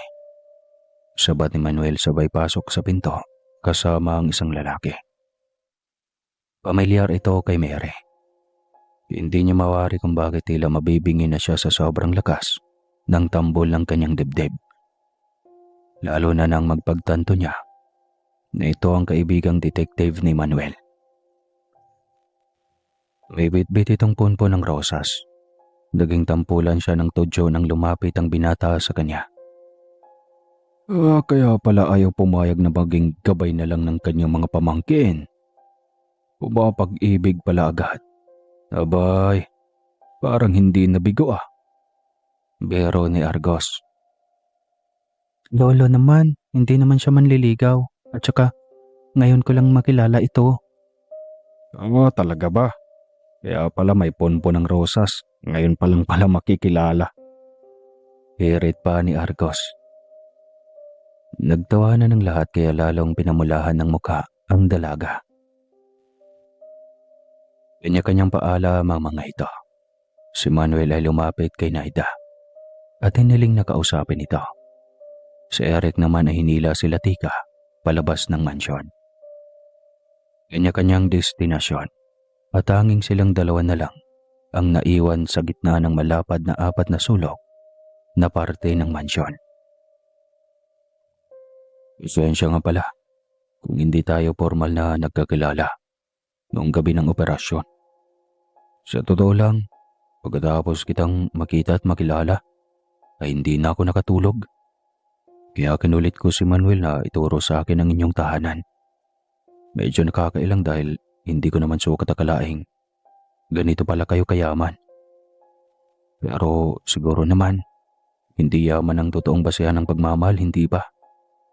Alam ko rin na sobrang bilis ng pangyayari. Kaya lang ay talagang tinamaan agad ako sa iyo. Unang kita pa lang natin. Pagtatapat na agad nito. Natameme si Mary at hindi alam kung ano ang maging reaksyon. Madami pa siya ang kakaharaping isyo at kontrobersya at dumagdag pa itong bagong manliligaw na tila hinugot lang sa kung saan at kay dali niyang natagpuan. Nasabi niya iyon dahil alam niya sa kanyang sarili na ganoon din ang kanyang naramdaman. Unang kita pa lang niya rito ay minahal na agad niya ang binata. Ngunit kailangan niyang subukin ang binata. Kailangan itong mapatunayan na mahal nga siya nito at baka maulit na naman ang nangyari sa nakaraan niya. Nadala na siya sa panluloko ng una niyang nobyo. Kaya sa pagkakataong ito, ay hindi na siya maloloko ulit. Mabilis na lumipas sa mga araw. Naging sigaw ng buong masa ang pangalan ni Mary para maging kagalang-galang na punong lungsod. Naging maganda ang takbo ng pamumuhay ng mga tao. May takot sa batas at pamamahala ni Mary ang mamamayan. Wala ng droga. Kung meron man ay nasa 10% na lang sa 100. Naghihintay ng hatol ang mag-amang dating alkalde at vice-alkalde. Maging ang general ay isinama na ni Mary na makakasuhan. Si Agent Octaviano naman ay mas naging porsigido sa panliligaw kay Mary. Kaya hindi may pagkailan na mahal na rin ito ni Mary. Samantala, sabik na sabik si Marie na makarating sa simbahan kung saan naghihintay ang kanyang groom. Iyon ang pinakamahalagang araw ng kanyang buhay. Ang may kasal sa lalaking ilang taon niyang naging kaibigan at karelasyon. Kung hindi sila nagkaroon ng malalang isyo sa kanilang relasyon noong magnobyo at magnobya pa lamang sila, iyak siyang mas lalo na ngayong magiging mag-asawa na sila. Alam na nila ang kahinaan ng bawat isa, kaya alam na rin nila kung paano mag-adjust sa isa't isa. Sa lalim ng kanyang pag-iisip, ay hindi na niya namalaya na palayo na siya ng palayo at hindi na yan papunta sa simbahan. Teka Manong, saan tayo? Bakit parang kanina pa tayo bumibiyahe? Wala na yata tayo sa tamang daan. Manong, naliligaw tayo. Uwi ka ni Marie. Hindi umimik ang driver at patuloy lang ito sa pagmamaneho. Manong ano ba? Kinakabahan na ako sa'yo. Hindi ka lang dapat kabahan, Mary. Matakot ka na rin. Sagot nito. Napakunot ang kanyang noo. Nang Mary, hindi ako si Mary. Si Mariho ako. Aniya. Ngunit umalakhak lang ito. Mas lalong napakunot ang kanyang noo dahil hindi niya kilala ang lalaki. Lalo at nakasombrero ito na halos itinakip na sa buong muka. Hindi mo ako maloloko, babae ka. Magbabayad ka sa ginawa mong pagpapakulong sa amin ng anak ko. Namilog ang mga mata ni Marie sa takot. Alam niya kung sino ito. Ang dating alkalde na ipinakulong ng kanyang kambal, na ngayon ay siya nang nakaupong alkalde. Tiyak na nasa simbahan na rin ito at walang alam na nakatakas ang mag-amang salot sa kanilang lungsod. Ikaw pala yan, gagalang-galang na alkalde. Walang emosyon niyang saad. Tumawa ulit ito at itinigil sa gilid ng kalsada ang minamaneho nitong bridal car. Tingin mo talaga magtatagumpay ka sa balak mong masama laban sa aming angkan? Taas noong tanong ni Marie dito. Ikaw nga yan. Napakatapang mo. Ngising wika nito. Walang duwag sa aming triplets at alam mo bang kahit isa lang sa amin ay kaya kang durugin? Mas lalo pa itong malakhak. Inignan siya nito ng matagal bago bumunot ang baril. Tignan natin kung hanggang saan niyang tapang niyo. Kung papaliparin itong baril na to, ang mga bungo niyo. Tila nahimok ang kapangyarihan ni Marie. Dahil sa kayabangan ng mayor. Mas umigting pa ang galit sa kanyang dibdib nang makita ang baril na nakatutok sa kanya. Pumikit siya at tinipon lahat ng enerhiya sa kanya. Pagkatapos ay binato iyon sa kaharap. Dahilan upang mabasag ang salamin ng kotse at umilapon sa gilid ng kalsada ang alkalde. Mabuti na lang at mukhang palabas ng lungsod ang kalsadang iyon na lubak-lubak pa. Maputik dahil galing sa maulang panahon. Nasaan ang pinagyayabang mo, Mayor? Tumilapon ba? Yan lang ba ang sandigan ng kasamaan mo? Kawawa ka naman. Bakit mo kasi binitawan? Paano mo ngayon mapapalipad ang aking bungo? Hayop kang babae ka. Magbabayad ka. Bulyaw nito. Wala akong dapat bayaran sa iyo dahil sobra-sobrang atraso mo sa mga taong bayan. At lalong wala akong kasalanan sa iyo. Kaya kung mapatay man kita ngayon, marahil ay nakatakda sa kakamay ko, mapuputol iyang kademonyuhan mo. Baka kasi kapag pinatakas kita ay mas marami pang buhay ang maapektuhan at mawala. Litanya ni Mare. Demonyo ka! Demonyo ang inyong angkan! Galit na sigaw nito. Mas demonyo ka! Galit din na sigaw niya. Sabay ipon ang enerhiya sa kanyang kamay. Naging pormang ipo-ipo iyon. Palaki ng palaki. At nang maramdaman niyang kaya nitong atake ng alkalde, ay binato niya iyon dito. Dalhin sa gitna ng dagat iyan para ipakain sa pating. Utos siya sa ipo-ipo. Napasigaw ng malakas ang alkalde habang iniikot-ikot ng hangin sa taas ng papawirin. Alam niyang masyado na siyang nahuli sa oras para sa kanyang seremonyas. Samantalang hindi mapalagay sila Maria at Mary dahil isang oras nang nakalipas, ngunit hindi pa rin dumating si Mary. Nasaan na ba ang kambal niyo? Baka may masamang nangyari sa kanya. Nag-aalalang tanong ni Criselda. Huwag ka na pong mag-alala, Mama. Mamayang konti lang, nariyan na yon. Wiga ni Mary. Napadaan si Manuel sa kanila, kaya tinawag niya ito. Manuel, nakita mo ba si Prinsesa Naida at Latika? Mary, umalis kanina. Mga 10 minuto siguro ang nakalipas na. Hindi ko nga lang alam kung saan ang tungo. Bigla na lang nawala ang dalawa eh. Biglang kinabahan si Mary pagkarinig nito. Kaya pala kanina pa parang may kakaiba siyang naramdaman. Akala niya dahil sa kasabikan lang na makita sa pangalawang pagkakataon ang isa pa niyang kambal na ikakasal sa taong minamahal nito. Ang kanyang inang si Criselda ay tila nakahalata na rin at nag-aalala na ito ng husto. Ngunit pinilit niyang maging kalmado.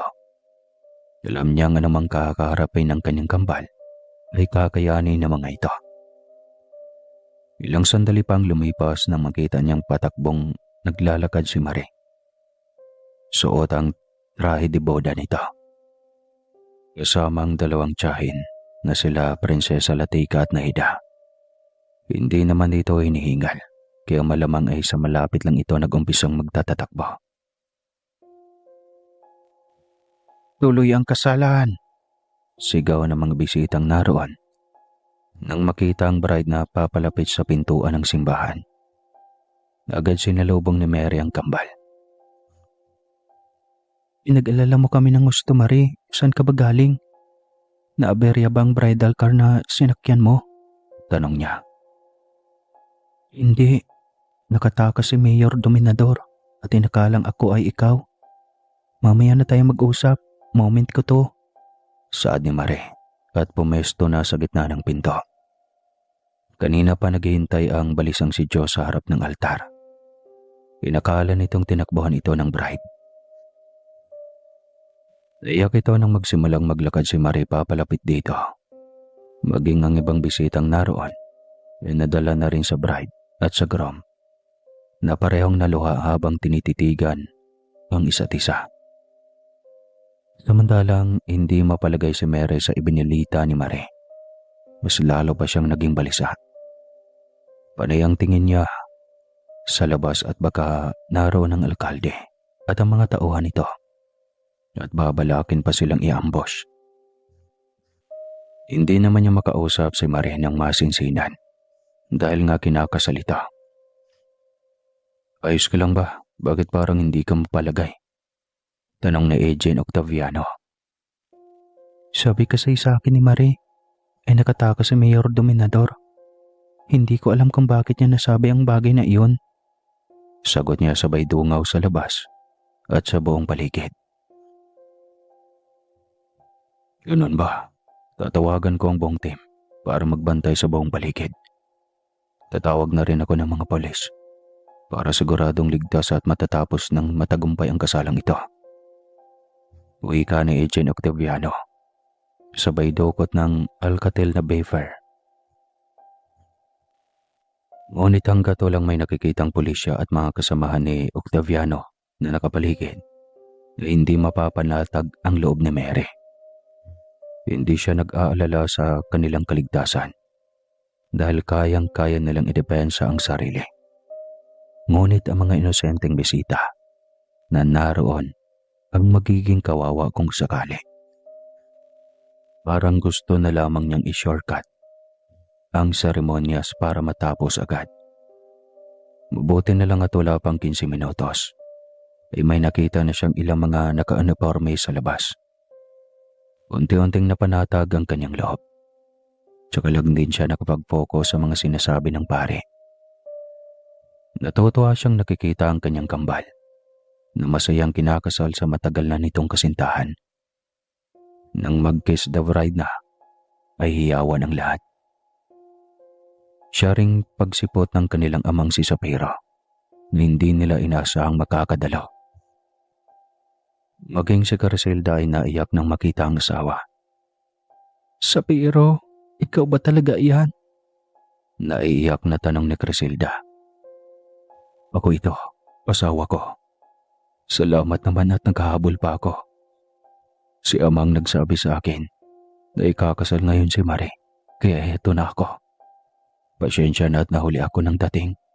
Hindi ko siya naihatid sa artal. Kung ganon, aalis ka rin agad? Emosyonal na tanong ni Criselda. Hindi na. Magkakasama na ulit tayo, mahal ko. At wala ng Rena at Dela ang makapanggulo sa atin. Dahil ibinauna siya sa kailalim-liliman ng lupa. Mas naging emosyonal pa si Criselda nang marinig iyon sa asawa. Hindi na nito inalam pa kung ano ang dahilan ng pagkakakulong ng Rena. Ang mahalaga ay kasama na nitong muli ang asawa. Nang sabihin ni Sapero sa lahat ang muling pananatili nito, ay sobrang saya ng lahat. Doble selebrasyon sa araw na iyon. Maraming mga pangyayari sa buhay nila. Nawala si Sapero. Kaya gusto nito makabawi man lang. Nang malaman nito ang tungkol kay Mary, ay magkahalong emosyon ang naramdaman nito. Ngunit ganun pa man ay sobrang ipinagmalaki ni Sapero ang kakaibang adhikain ng anak. Ipinagmamalaki ni Sapero ang 3 anak na napalaki nilang mag-asawa ng tama. Pareho ang adhikain ng 3 ang makatulong sa mga kabayan. Iba-iba man ang larangan ni pareho pa rin ang adhikain. Ang tulungan ng mga mahihirap. Mary, may balita na ba tungkol sa dating alkalde na nakatakas sa bilangguan? Tanong ni Sapero isang umaga habang nagkakape sila. Hindi ko pa alam, Papa. Hindi pa kami nagkaroon ng komunikasyon ni Marie. Nasa honeymoon pa iyon kaya pabayaan mo na natin. Sigurado ako may ginawa iyon kaya hindi na mahanap pa ang alkalde. Dahil kung buhay pa iyon, matagal nang magparamdam iyon. Malamang ay binomba na ng taong iyon ang ating mansyon. Litaan niya ni Mary. Huwag ka lang masyadong panatag, anak. Pagka-isang araw bigla na lang bubulaga sa opisina mo yon. Paalala ni Sapiro sa anak. Oo naman, Papa. Lagi akong handa. Ganoon. Handa ka na ring mag-asawang? Taas kilay na tanong ni Sapiro. Napatingala dito si Mary habang nakakunot ang noo. Napatingin lang ang ama at naghihintay sa kanyang magiging sagot. Papa naman, ba't naman umabot sa ganyang bagay ang tanong mo? Siyempre sa inyong 3, ikaw na lang ang hindi pa nag-aasawa. Kaya ano pa ba ang aasahan namin, hindi ba? Siyempre, ang maikasal ka rin. Papa, hindi pa muna. Pagkakilala ko lang kay Octaviano. Ayokong pagsisihan sa huli at baka magaya na naman kay Dominic. Mukhang mabait naman si Octaviano. Hindi ko siya nakita ng kakaiba. At halatang seryoso siya sa iyo, anak. Hindi tayo sigurado dyan, Papa. Mukhang may trauma ka na nga sa pag-ibig mo, anak. Sige, kung ano ang magiging desisyon mo, nasa likod mo lang kami ng mama mo.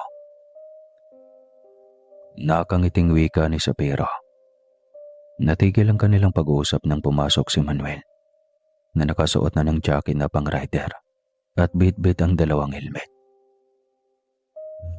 Magandang umaga po, bossing. Magandang umaga po, ma'am. Bate ng binata. Paano yan, Papa? Aalis na kami. Paalam ni Mary. Kampante si Sapiro na kasama lagi ni Mary si Manuel dahil alam nito na kayang protektahan ng binata si Mary. O nga pala, Papa. Baka gagabihin ako mamaya. Pasabi na lang kay Mama. May lakad kami ni Octaviano mamaya. Paalam ni Mary sa ama. Anibersaryo ng kanilang relasyon. Balak ni Mary na yayain ang nobyo na kumain sa labas. Walang ideya si Octaviano sa kanyang plano. Sinabi lang niya dito na dapat wala itong lakad sa gabing iyon. Dahil may importante silang pupuntahan. Hindi niya alam kung naalala ba nito ang araw na iyon. Habang abala siya sa kanyang mga gawain, ay hindi niya namalayan pa ang pagdaan ng mga oras. Mary, gabi na, hindi pa tayo uuwi?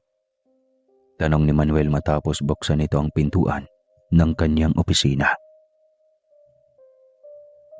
Naku Manuel, mauna ka na.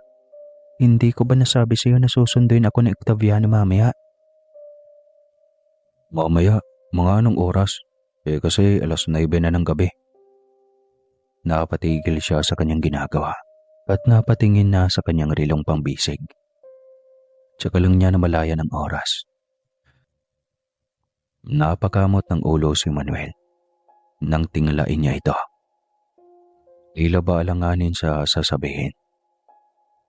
Tingin ko may biglang operasyon na naman ang kanyang grupo. Wika ni Manuel. Tingin ko din. Walang gana niyang sagot. Niligpit niya ang kanyang mga gamit para makauwi na rin. Matamlay siyang pumasok sa kanyang kwarto pagkarating.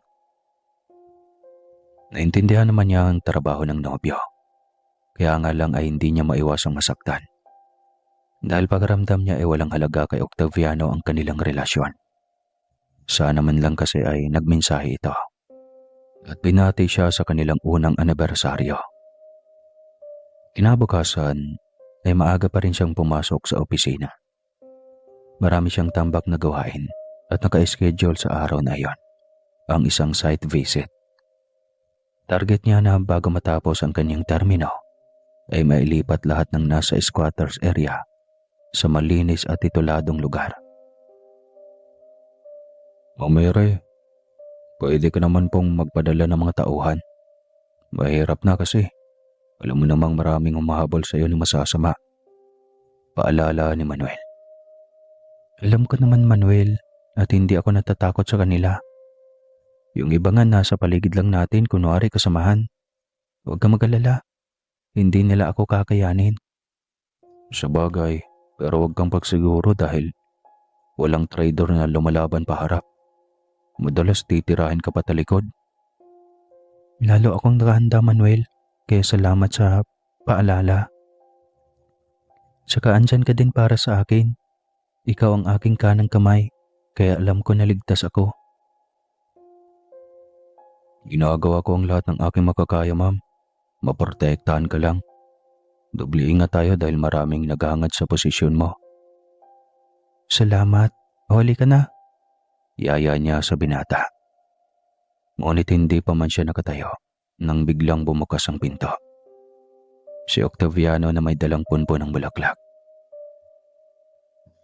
Mukhang madedele ang isang bagay. Sige, usap mo na kayo ma'am. Mamaya na tayo alis. Abisuhan ko lang ang buong team na maganda na. Saad ni Manuel. At iniwanan na silang dalawa. Hindi siya umimik na tila ba nabuhay ang tampo na hindi naman niya dapat maramdaman. Sorry na mahal ko. Sinubukan kong maabutan ka pero wala. May biglang operasyon. At iyon ang paghuli sa puganting si dating Mayor Dominador. Paliwanag nito sabay lapit para suyuin siya. Napaningala siya bigla dito. Buhay pa ang taong iyon? Gulat na sambit niya. Oo, buhay na buhay. Pero ngayon ay tiyak na hindi na siya makakalaya. At tiyak na mahatulan siya ng death penalty dahil sa dami ng paglabag sa batas na ginawa niya. Mabuti kung ganon. So, hindi ka na nagtatampo sa akin?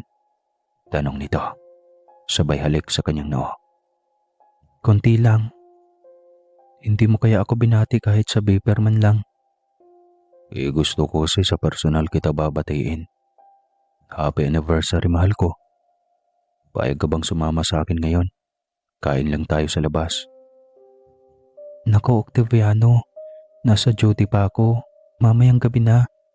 Hindi ko pwedeng talikuran ang obligasyon ko para lang sa pansariling kapakanan. Napangiti si Octaviano sa naging panindigan ni Mary. Ngayon ay napagtanto nito na sobrang mahal niya ang mamamayan at ang serbisyo nito. O bakit? Tanong ni Mary nang makita ang kakaibang ngiti sa mukha ng nobyo. Wala naman, sobrang hanga lang ako sa iyo, mahal ko. Hindi ako nagkamali na minahal kita dahil pareho tayong nasa taong bayan ng puso. Ngumiti lang si Mary dito. Bayan muna bago sarili. Iyon yata ang nababagay na sa liwagain para sa kanilang dalawa. Sa paglipas ng mga araw ay maraming mga proyekto para sa bayan ang nagawa ni Mary. Kaya sobrang tuwa at sobrang suporta na rin ang ipinakita ng taong bayan para sa kanya. Kaya mas lalong ipinagmalaki siya ng kanyang mga magulang. Ilang pabahay na ang kanyang naipagawa at naipamigay sa mga taong bayan.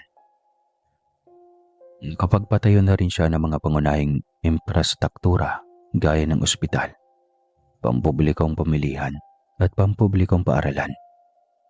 May mga nag-invest na rin mga dayuhan para magtayo ng negosyo, gaya ng resort, mall at mga hotel. Naging kilala ang bayan dahil sa bilis ng pag-unlad at iyon ay dahil sa pamumuno ni Mayor Mary.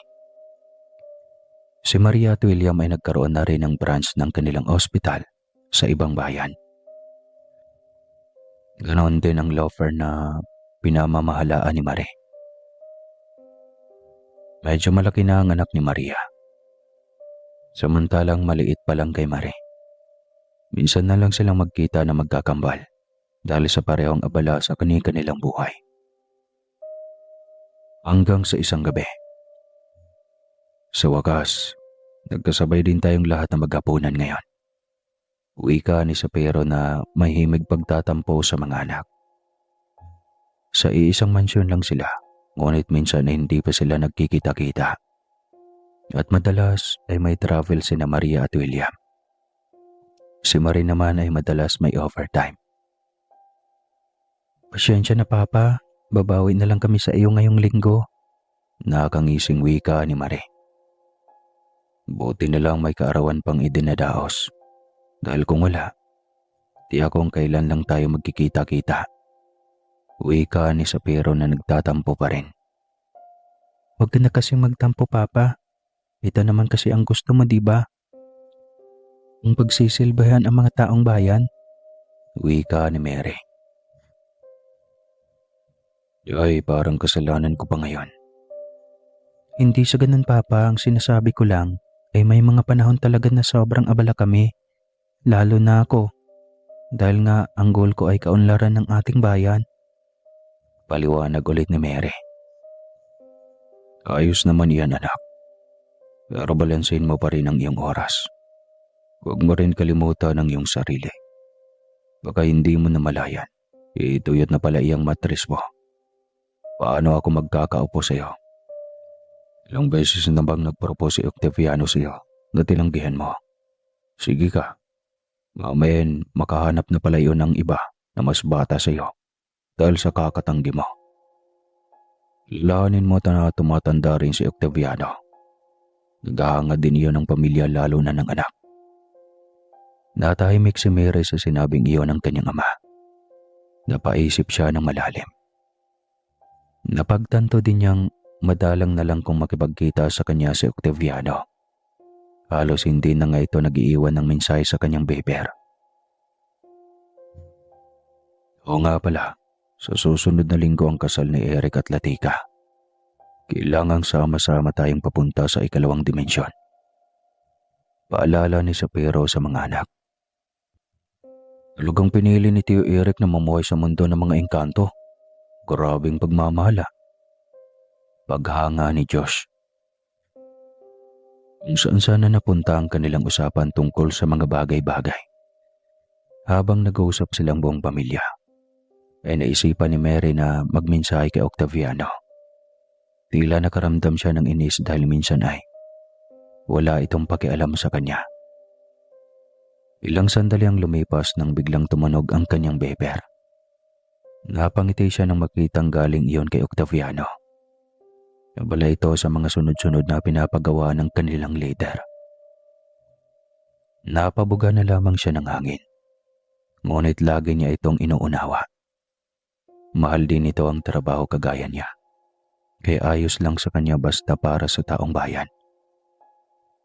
Kinabukasan ay may naisumiting proyekto sa kanya galing sa isang tagong baryo. Ni minsan ay hindi pa niya napuntahan ang bayan na ito, kaya naisipan niyang basahin ang proposal. Isang mahabang tulay ang sa loob ng proposal. Malaking pera ang kailangan kaya naintriga siyang puntahan ang lugar. Balak rin niyang ikutin ang baryong iyon. Nung makita pa niya kung ano pa ang pwedeng gawin para sa kaunlaran ng baryo. Mamere, medyo malayo-layo ang baryong gusto mong puntahan. Sigurado ka talaga na pupunta ka? Tanong ni Manuel. Oo nga, tara na ba? Pwede naman Mamere, para mas maaga tayong makarating doon. Isang oras ang kanilang biyahe patungo sa baryo Medalya. Pagkarating doon ay namanga si Mary sa magagandang tanawin ng baryo. Lubak-lubak nga lang ang daan ito. Ngunit naniniwala siyang pwede itong gawing tourist spot kapag napaganda. Pagdating nila sa mismong baryo ay mainit siyang sinalubong ng mga tao doon. Mga magagandang papuri ang kanyang narinig. Unti-unting dumarami at nagkakagulo ang mga ito. Wala siyang magawa kundi ang maglabas ng personal na pera para ipamigay sa mga ito. Mabuti na lang at may bitbit din siyang maraming pera na sapat sa lahat ng mga naroon. Ipinangako niya sa taong bayan na naroon na pagandahin niya ang nasabing lugar. Maging ang kalsada, pauunlad din niya ang baryong iyon. Nagpasalamat sa kanya ang mga ito. Uwi na sila ni Manuel nang mamataan niya ang isang pamilyar na motorsiklo na nakaparada sa harap ng isang maliit na bahay. Manuel, kilala mo ba ang motorsiklo na iyan? Tanong niya. Yun nga din ang sasabihin ko, ma'am. Kay Octaviano yan eh. Nang sabihin niyo ni Manuel ay walang alinlangan niyang pinuntahan niyon. Agad siyang kumatok sa pintuan. Isang babae sa tansya niya na may 5 buwang buntis ang nagbukas sa kanya ng pinto. Anong kailangan nila? Tanong nito. Ngunit biglang nagulat nang makita siya. Sino yan, mahal? Tanong ni Octaviano na nakahubad pang itaas. Napapalapit sa kanila. Napadilat ang mga mata nito sa gulat nang makita siya. Mary? Sambit nito. Halos pagsakluban ng langit at lupa si Mary sa mga sandaling iyon. Hindi na kailangan pang magpaliwanag nito dahil sobrang linaw ng lahat. Patakbo niyang tinungo ang motorsiklong kanilang sinasakyan. Nakasunod lang sa kanya si Manuel. Bilisan mo, Manuel. Utos niya dito. Agad namang pinatakbo ni Manuel palayo ang motorsiklo. Ma'am, baka po. Huwag ka nang magpaliwanag, Manuel. Alam ko na kaibigan mo si Octaviano. Kaya malamang alam mo rin na matagal na akong niloloko ng taong iyon. Aba hindi, ma'am. Kaibigan ko siya pero Wala akong alam sa personalidad na buhay niya. Sa pagkakaalam ko, ay ikaw lang ang nobyo niya. Hindi ka naman siguro bulag, Manuel. Nakita mo yon. May asawa siya at buntis. Aniya at pilit nilalakasan ng loob. Ayaw niyang makita ang iba na umiiyak siya. Pagkarating ng mansyon ay binasa niya sa kanyang beber ang mga mensaheng naroon. Si Octaviano at maraming mensahe na galing dito. Ngunit hindi niya iyon pinagkaksihang basahin. Hindi muna siya pupunta sa munisipyo dahil masakit ang kanyang loob. Ang gusto lang niya ay magkulong sa kanyang kwarto.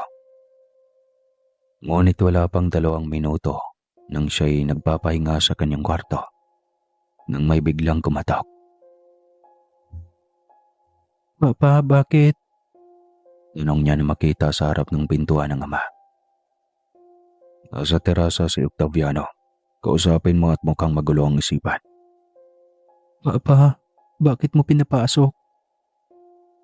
Pag-usapan mo ang inyong hindi pagkakaunawaan. Mukhang may mali sa pagkakaintindi mo. Nababasa ko na ang mga nangyayari. Wika ni Sapiro. Papa naman, kaya mo din bang basahin ang utak ng tao? Hindi alam mo na ang ginawa niya. Nasasaktan siya at gustong maiyak, ngunit pinilit niyang magpakatatag. Muli ang pagkakaintindi mo. Kausapin mo kasi yung tao. Wala siyang magawa kundi puntahan ito.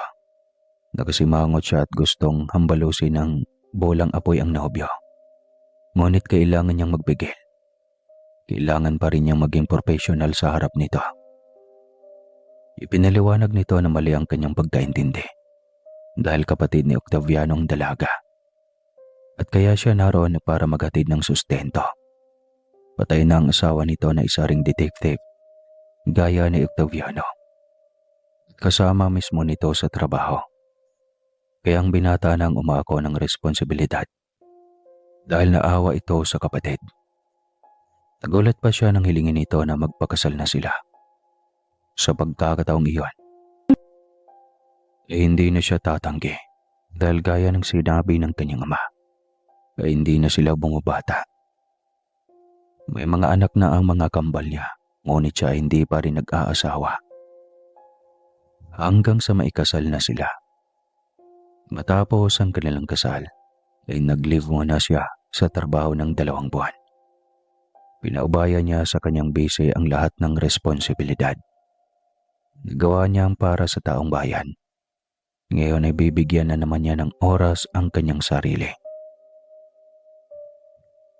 Pagkatapos ng kasal ay lumipad silang 2 patungo sa ibang bansa. Pupunta sila ng Ukraine, de joke lang. Kailangan man nila lang bigyang pansin ang bawat isa at upang mapatibay pa nila ang kanilang relasyon at tiwala na rin sa isa't isa. At hanggang dito na lang po ang kwento nila sa Piro. Hindi ko na po ito susundan. Huwag po kayong mag-alala dahil may panibago ulit tayo. Gagawa tayo para lalo tayong ma-in-love sa kape. Maraming pong salamat ulit at sana'y gagaan ang buhay niyo sa pagpasok ng 2025. Wakas!